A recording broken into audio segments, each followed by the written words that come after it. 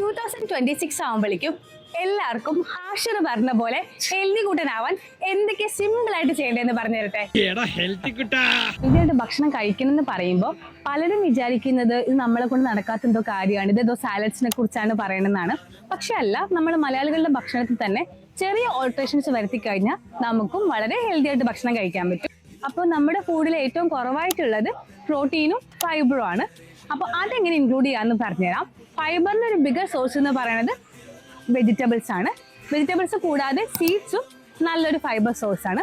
അപ്പോൾ നമ്മൾ കുറേ ചോറും കുറച്ച് കറിയും കഴിക്കുന്നതിന്റെ പകരം കുറച്ചുകൂടെ പച്ചക്കറികൾ ഭക്ഷണത്തിൽ ഉൾപ്പെടുത്തുക. അടുത്തത് പ്രോട്ടീൻസ് ആണ്. നിങ്ങൾ നോൺ വെജിറ്റേറിയൻ ആണെങ്കിൽ you can have eggs, chicken, fish, meat. പിന്നെ വെജിറ്റേറിയൻ ആണെന്നുണ്ടെങ്കിൽ പരിപ്പ്, പയറ്, കടല, കപ്പലണ്ടി, പനീർ, സോയ പോലുള്ള ഓപ്ഷൻസ് നിങ്ങൾക്ക് പ്രോട്ടീൻ സോഴ്സ് ആയിട്ട് ഇൻക്ലൂഡ് ചെയ്യാവുന്നതാണ്.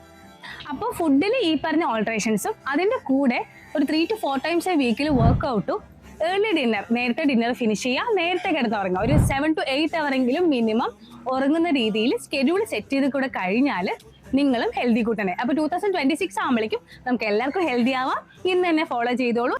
ഹെൽത്തി ആവാൻ ആഗ്രഹിക്കുന്ന നിങ്ങളുടെ ഫ്രണ്ട്സിന് ഷെയറും കൂടെ ചെയ്തോളൂ കേട്ടോ.